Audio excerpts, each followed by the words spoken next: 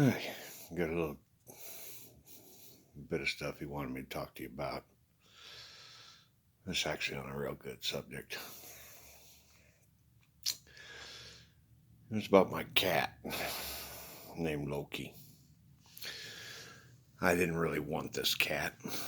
My girlfriend picked it out, brought it home, and then pretty much became my cat. And when it came time for me to do this for him, when I had to leave my house in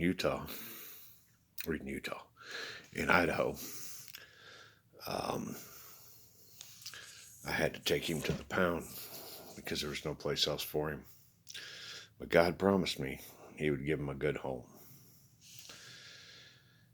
And so I just left it in His hands and went on my way with Him, or with God. Well,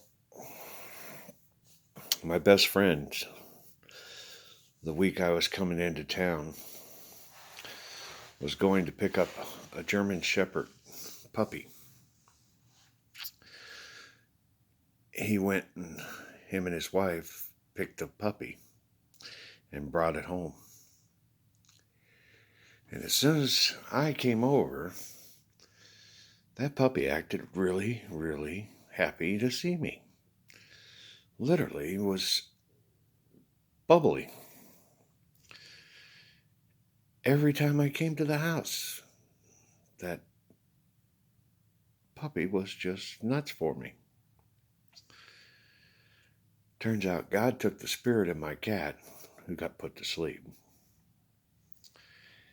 and put it aside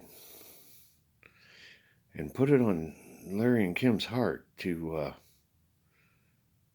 get a puppy when I was coming into town. And He put that spirit in that puppy. And now every time I go over to their house,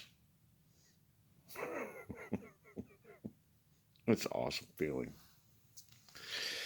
He wanted me to tell you, this St. Patrick thing, it's kind of just a slam against the Catholics, but because nobody's a saint. I am actually one that's very far from a saint. Guys, I've smoked meth. I've done heroin. Had a hooker. And probably 20, 30 other things that no saint would ever do. There is no such thing as a saint.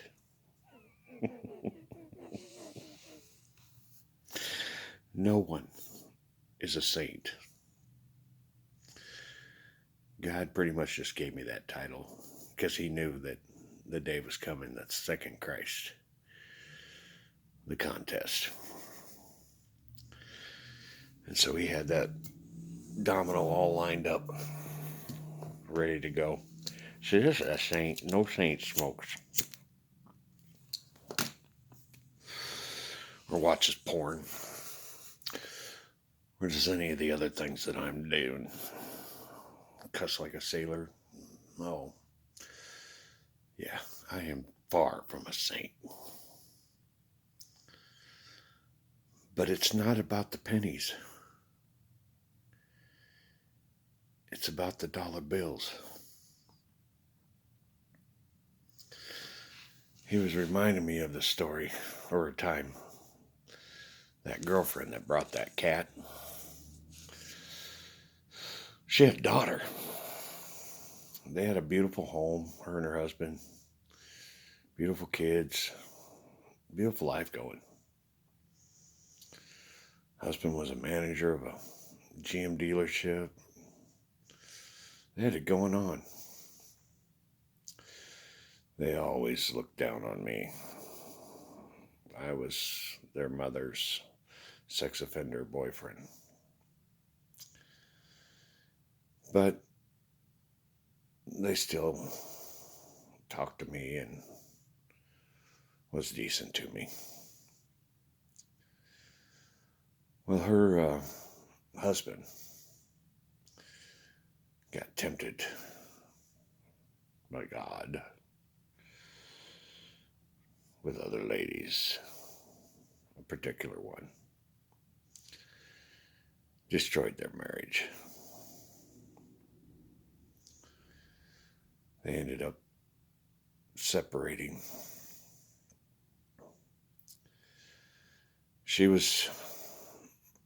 My girlfriend's daughter was pretty bad off about it. And she didn't have anybody to turn to. So me and her mother, we helped her. I just happened to have a garage that was huge. So took all her possessions and stored them in there for her. Moved all this stuff. Even though I was the sex offender boyfriend of her mother's.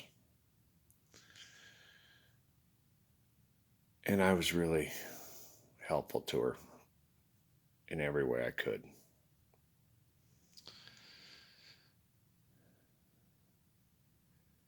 God was so impressed with that. Because in reality, there was no reason to help her. She was a rich, snobby person in so many ways. But I looked past all that. And I looked at it as, that's my girlfriend's daughter. And she needs help.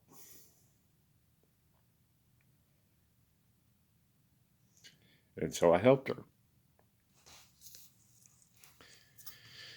Those are dollars, people. Those are what count.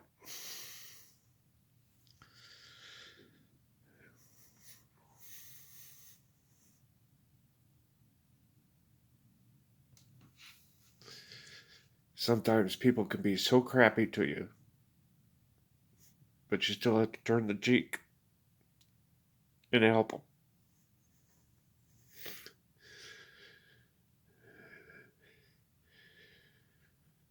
And I've spent my entire life doing that.